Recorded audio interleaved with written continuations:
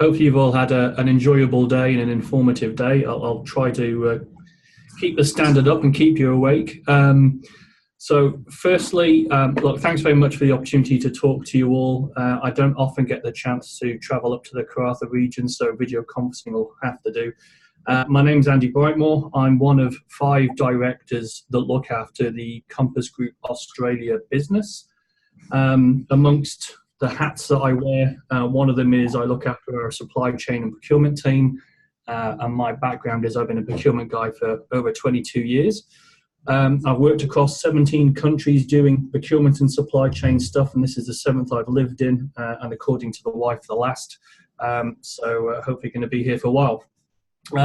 What I'll do, I'm not going to try and bore you with PowerPoint slides, but just for a bit of context, for those who don't know much about Compass or haven't been involved with Compass in the past, I'll tell you a little bit about the company and then head into those specific questions that you outlined then. Before we get underway, I just want to acknowledge and pay respects to Indigenous Torres Strait Islander leaders past, present and future. It's a big part of our culture. It's a big part we're very proud of, to support Indigenous businesses and Indigenous employment across our business, and I think some of that will play into to what we're going to talk through as well. So feel free to stop me wherever you want or ask any questions along the way as you need to. So if I haven't broken the technology, the slide should have just switched to the beautiful map of Australia. So Compass Group in Australia is the 6th largest country in the Compass Group global business. Nobody buys Compass. We don't sell stuff under Compass. We have separate brands, and that talks to each of the different market sectors we supply into. The brand you'll probably most recognize us for is ESS. And ESS is our brand that operates across the whole of the regional resources, onshore and offshore mining clients, mining market. So certainly up in Karratha, the Pilbara, ESS should hopefully be a brand that you recognise and maybe have engaged with in the past. Some of our other brands include Chartwells, which talks to the education sector, Restaurant Associates, which is more fine dining, which is in the business sector, such as Google, Microsoft, Westpac, kind of CBD offices and events locations.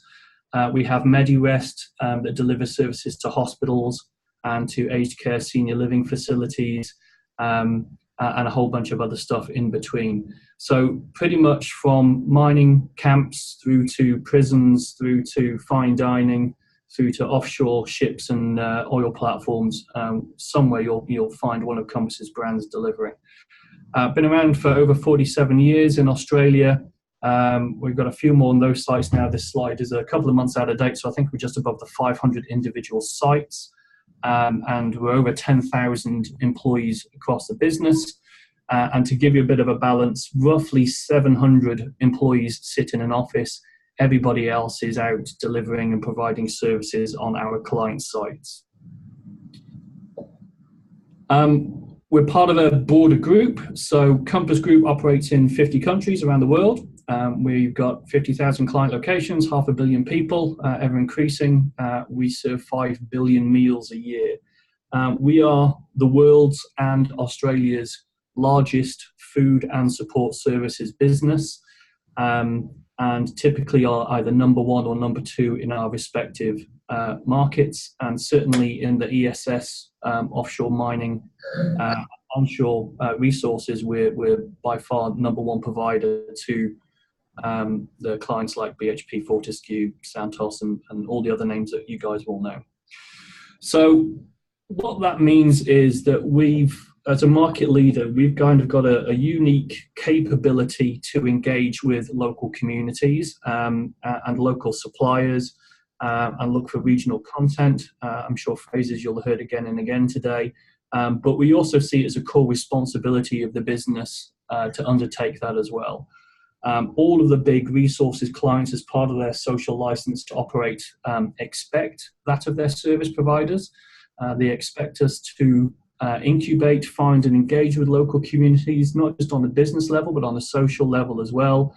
and we enjoy it as a business, and with the vast bulk of our employees living or working in those remote areas, engagement socially with the local community is a huge part of their life as well. So we're very much integrated in trying to find ways to contract to support local businesses and to support local employment in all the regions and areas that we work within. When we look for suppliers, we essentially use the same model for large corporate suppliers as we do for local suppliers. We don't actively kind of discriminate in terms of our requirements across the piece. We do bring in some additional other focus and elements in our desire to incubate and work with more regional suppliers. But the framework is basically the same. And you can see that on the screen that the framework is really 4 points. So we have a safety, capability, and authenticity, and a competitiveness point of view.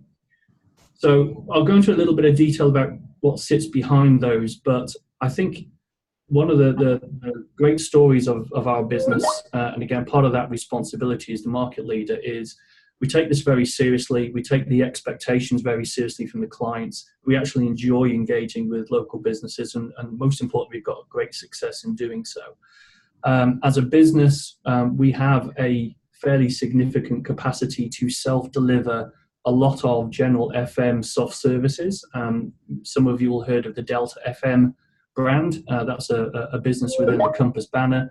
But right across our clients, right across each of our market segments, we blend self-delivery with external expertise as well. From an Indigenous perspective, incubating, working with, growing our expenditure with Indigenous communities, Indigenous businesses, that's been part of our business for many, many, many years. Delighted to see local and federal government now being a little bit more focused, putting weight, targets, metrics behind the growth there, and that's part of our life because we deliver into government services, into defence, especially under the Eurist banner.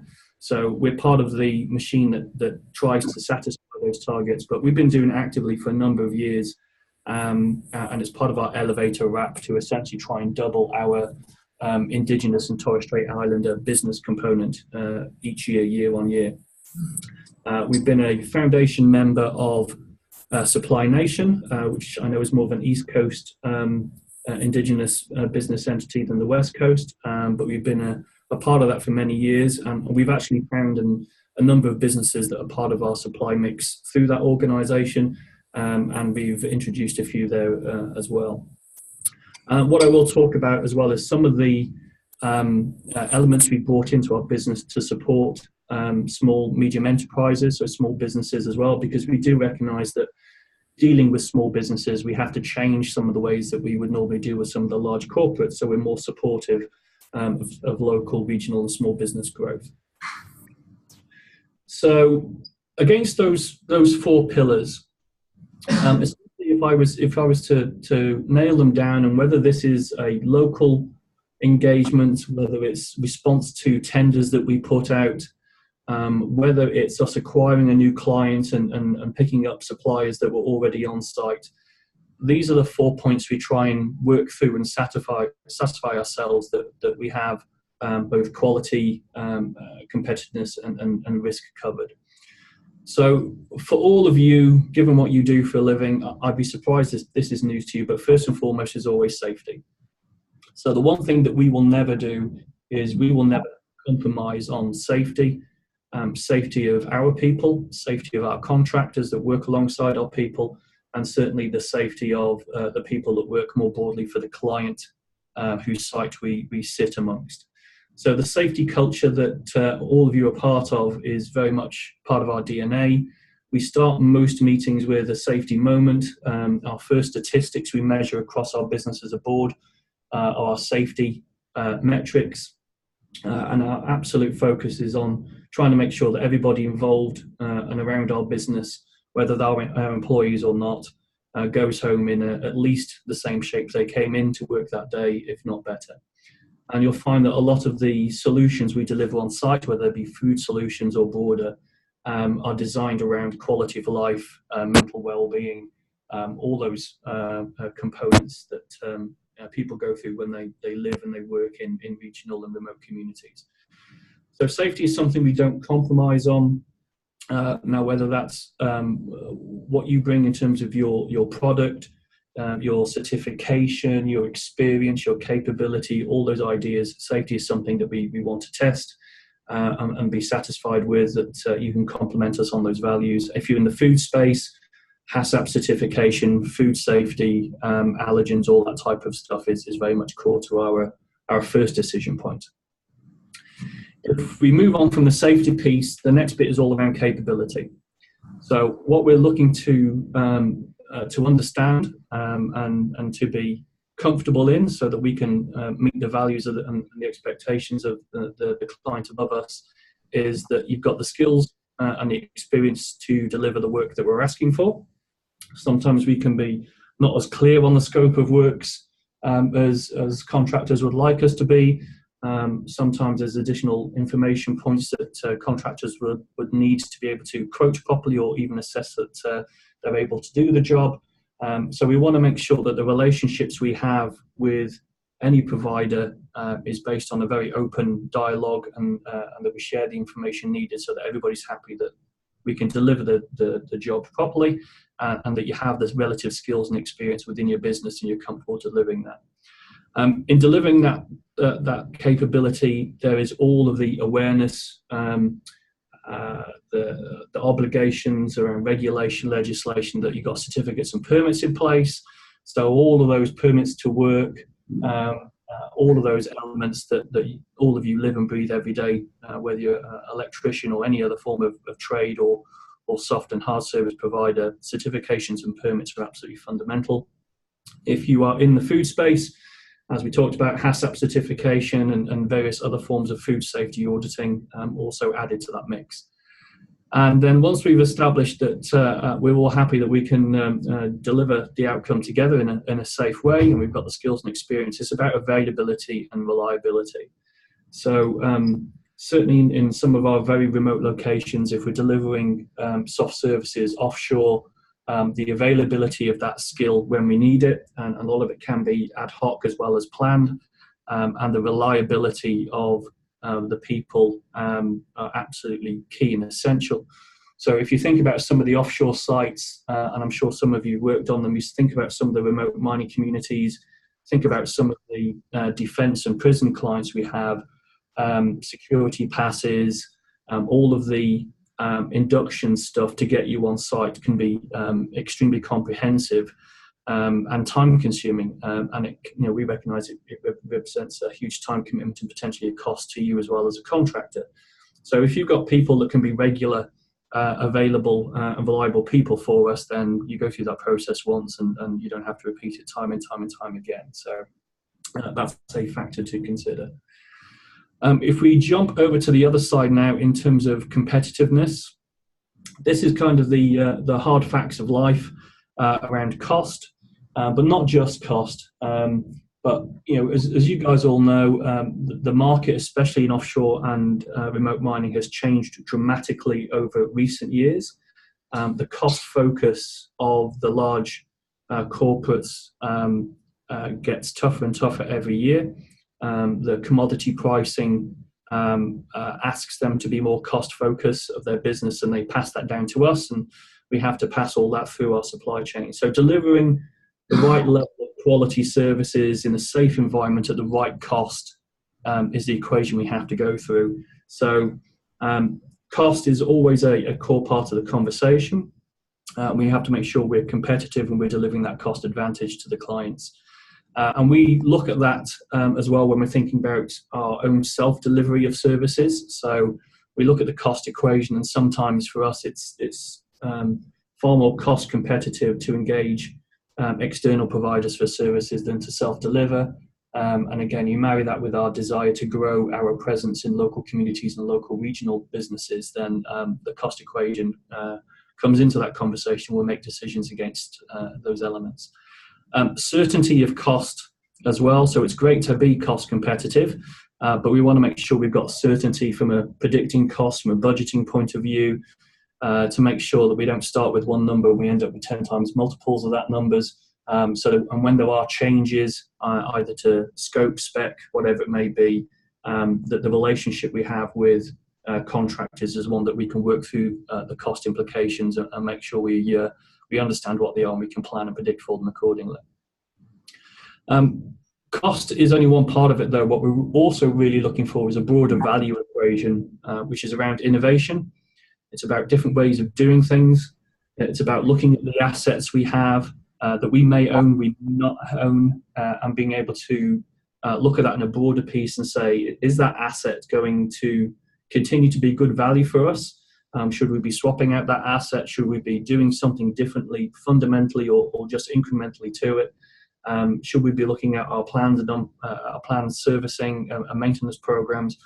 What could we be doing so that whilst the job on the day or the contract for the year is successful, what does it look like over the lifetime of that asset, and how do we fundamentally change the way we do things so that the whole of life cost of the asset is optimized, and the service behind it obviously is optimized as well.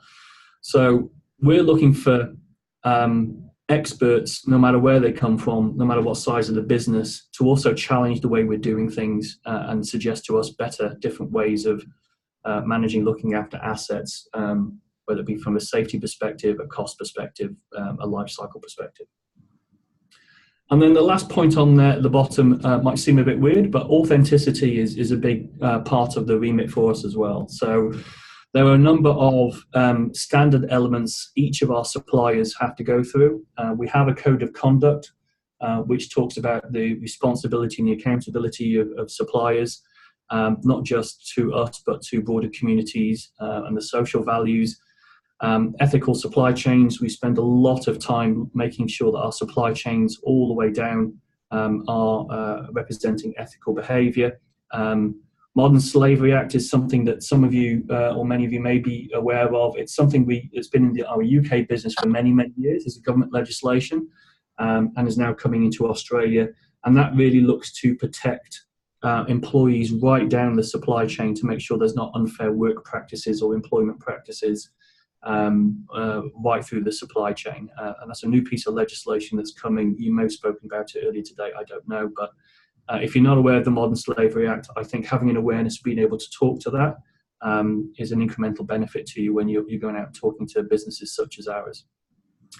And then the last thing is the community benefit. So we want to make sure that whatever businesses we engage with, especially in the regional, the small, medium size business and in the Indigenous space, that the benefits, the monetary element goes back into those local communities and really helps those community programs, whether that be from employment perspective, and somehow it plays back through. So that there is authenticity in the supply chain we're trying to bring together, rather than that money or that funding going out of the community and the local benefit not being seen.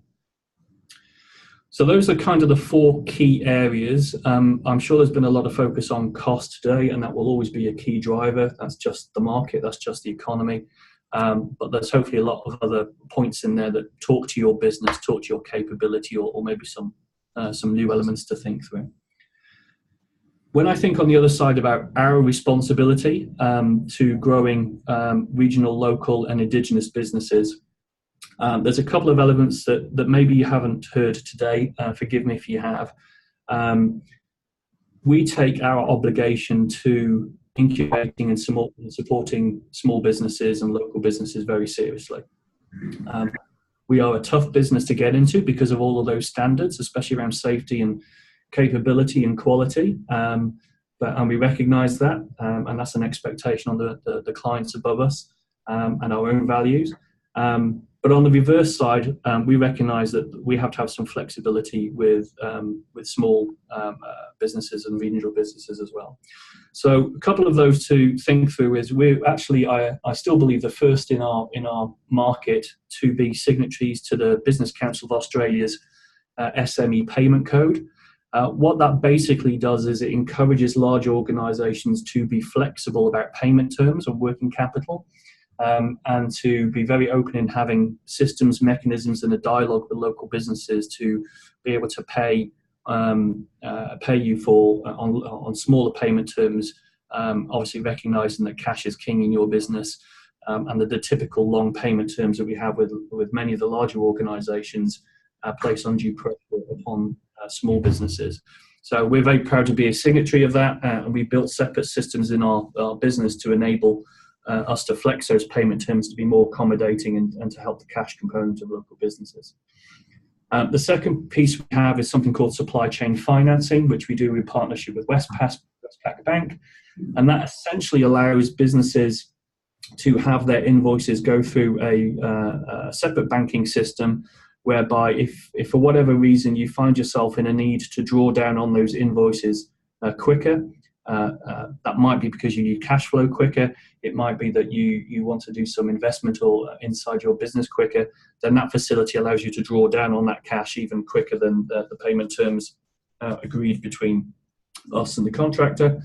And then the third piece, which we're really excited about, and we've just got through the first year, we've got a program with federal government, with the small enterprise agency within federal government. It's called the Entrepreneurs Program, where essentially we nominate small businesses, indigenous businesses.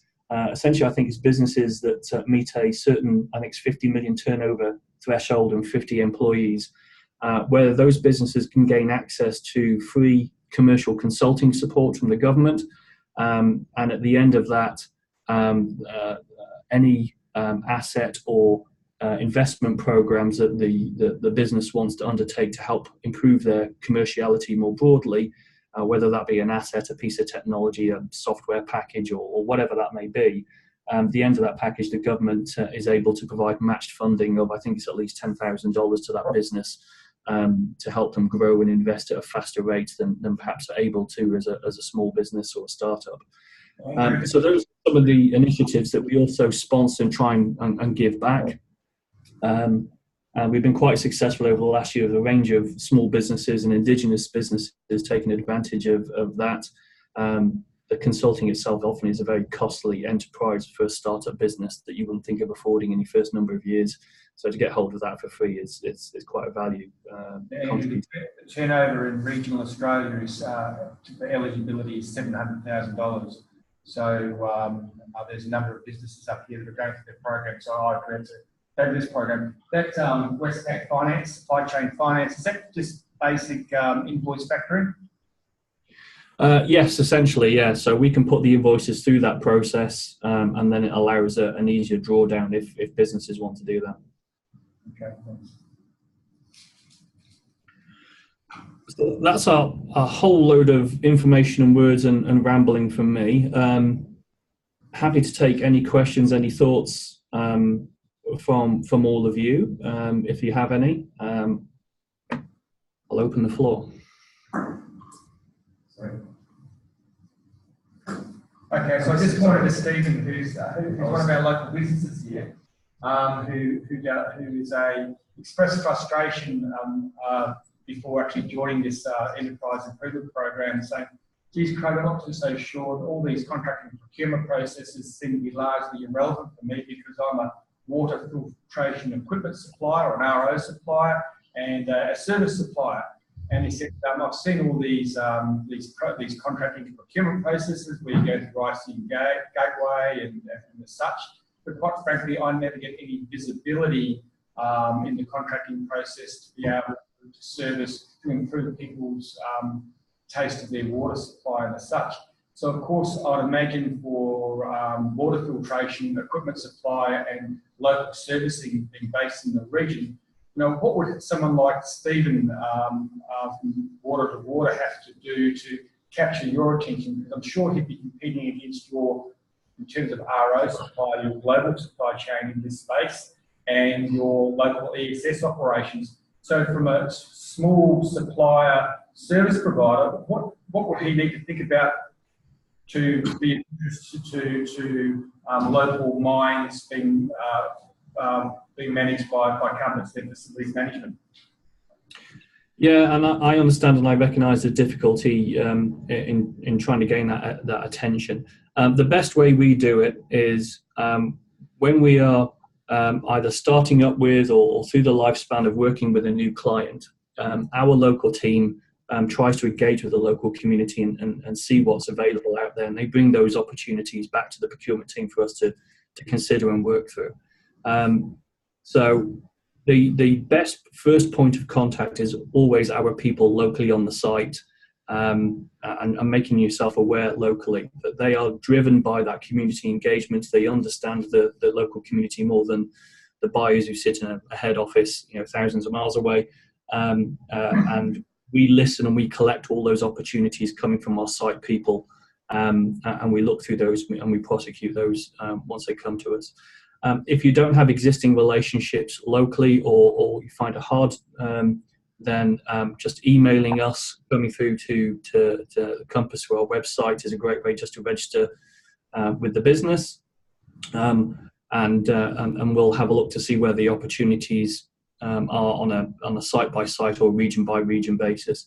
But typically, what we try and do is we try and get our people from the site perspective, our site leadership, out into local communities. We use the open days, the forums that the larger clients, the BHP or the Fortescues, whoever they might be, have in that region, and we participate in those so that we understand more of what's locally available, and then we bring that back to the centre.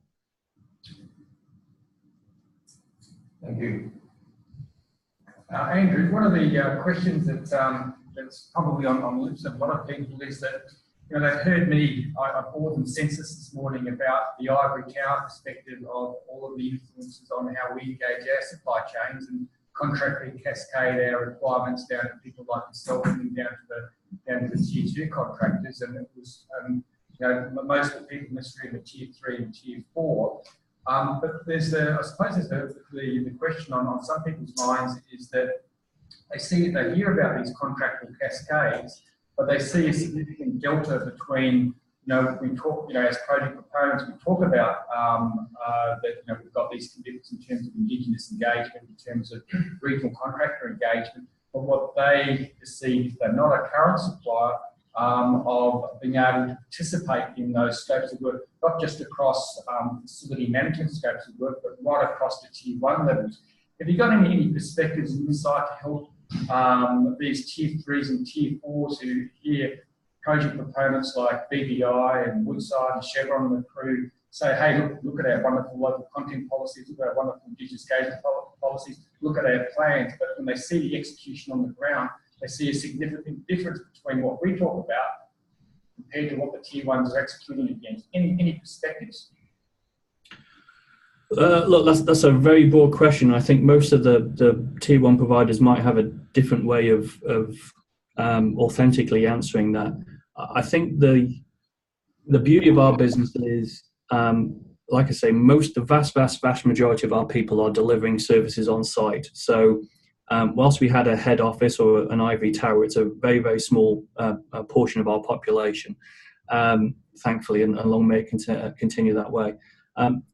When we're delivering services on site, we generally want to and contract with the service provider directly. So the tier 3, 4, 5s behind it, we tend to try and want to do business directly. That's not always possible. You might do work with an eco lab that has a machine behind them for whatever reason, but we actually enjoy the local relationships. And I think from that reliability and dependability, it's key to that equation as well.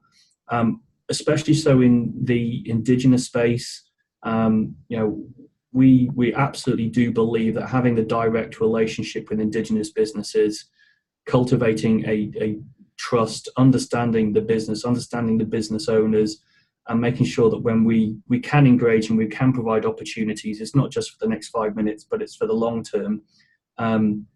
Us doing that directly is part of the secret of that success, rather than through a bunch of intermediaries. So we're constantly on the lookout for new businesses that we might not be aware of, or new contractors with a preference to deal directly and have direct relationships.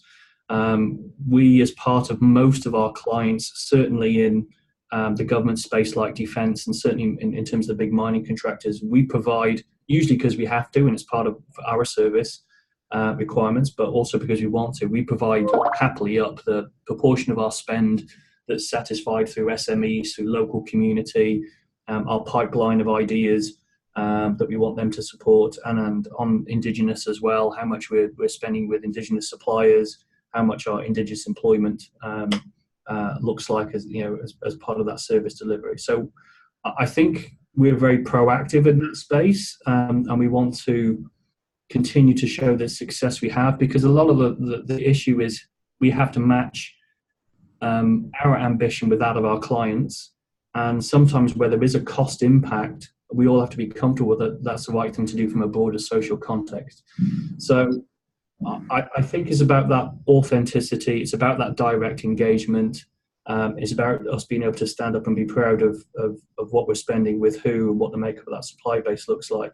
But I also think that where we're working with providers where the tier 2, tier 3 doesn't feel included in the relationship, or that the relationship isn't strong for whatever reason, we've got to be open and listen to that and try and work out why that's the case and what we can do to solve it.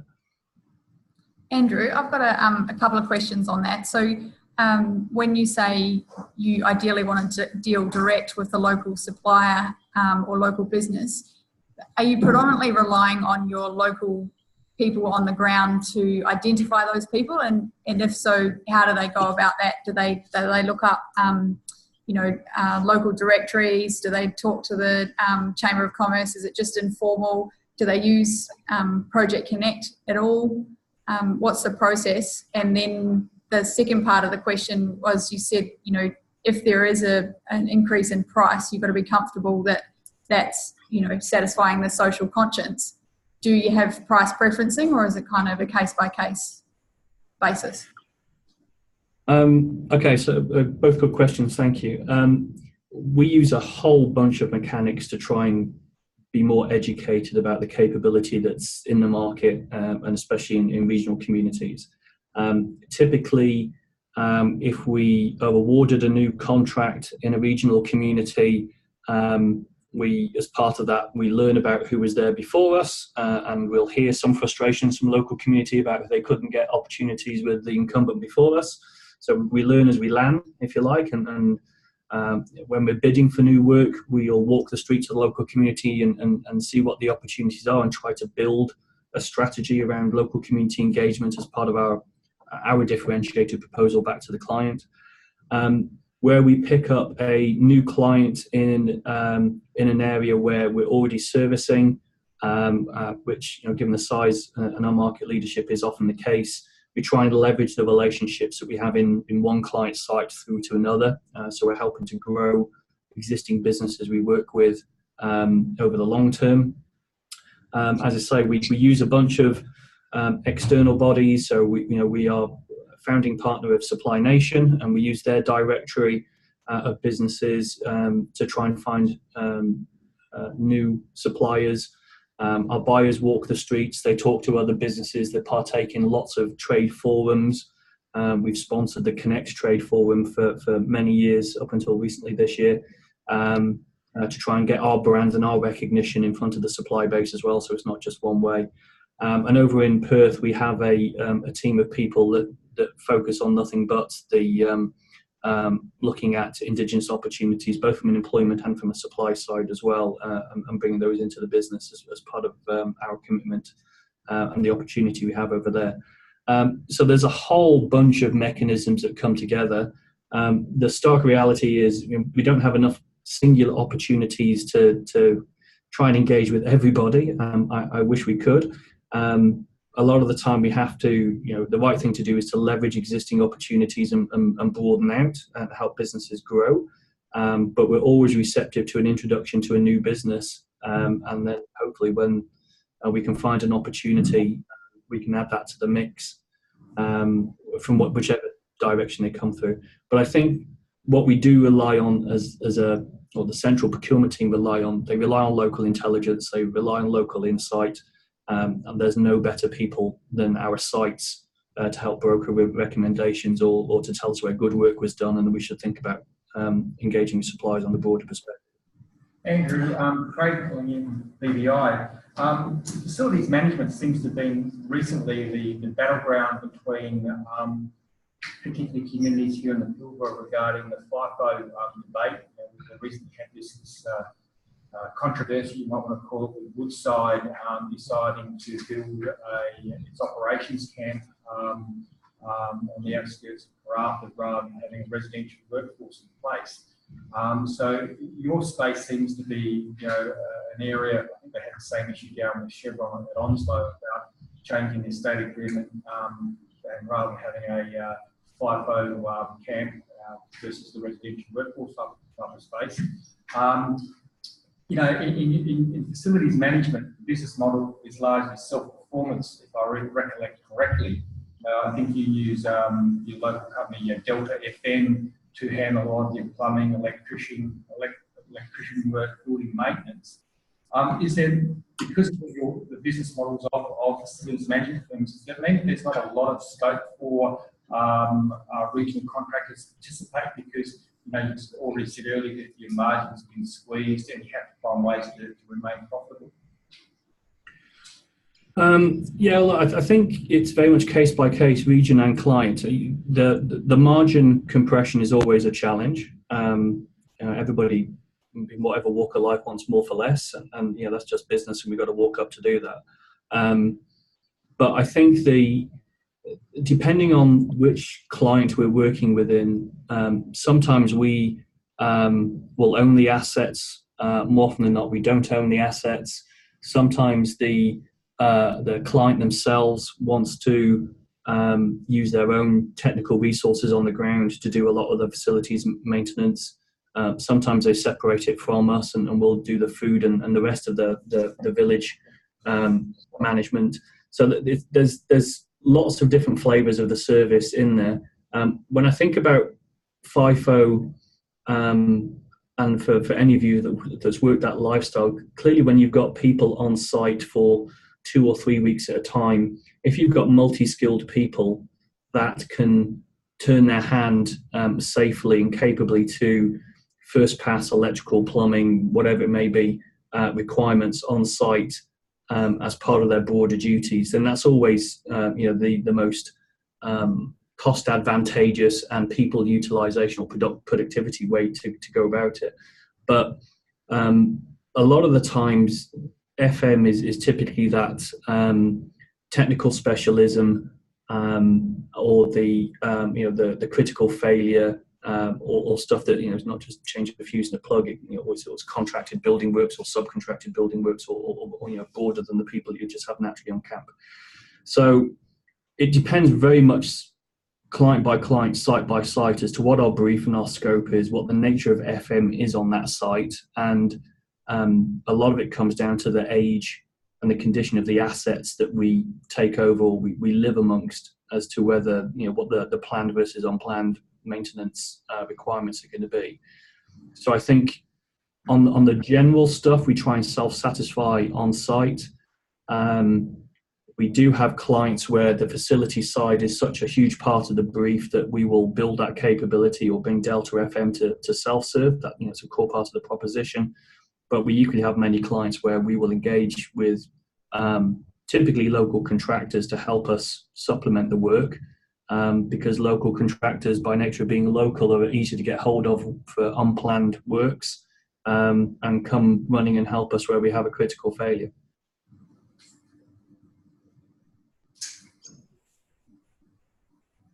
And we have a small cleaning contractor in the room as well. I'll speak on behalf of some of the suppliers here. So one of my early conversations to try and convince him to come along and understand different buying requirements of project components and tier 1 and tier 2 contractors was, Craig, my experience across the resource sector is that commercial cleaning is well catered for by the facilities management firms.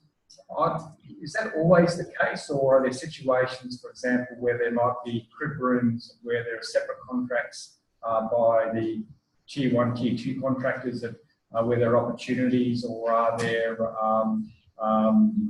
fly camps and such. Are there different spaces in the resources sector where an independent cleaning organisation might have an opportunity to participate? Look, certainly at the larger client market, which is where we tend to be predominant, the cleaning, the housekeeping, all that requirements tends to be part of our core services. So we would self-deliver there, and then we would look to the larger names and also local content, and we have lots of examples of good Indigenous businesses as well on the materials, the cleaning componentry, but we'll probably self-deliver the labour in most of those cases. On the small camps, then yes, or certainly in the renewable resource energies where the labour on site can be lower, there might be more opportunities, but typically in the larger camps, it's part of our core services to carry out that work. Cool. Thanks, Andrew. Any more questions? No? All right. Thank you for the opportunity. Hope you enjoy the rest of your day. Thanks very much. We really appreciate it. Take care.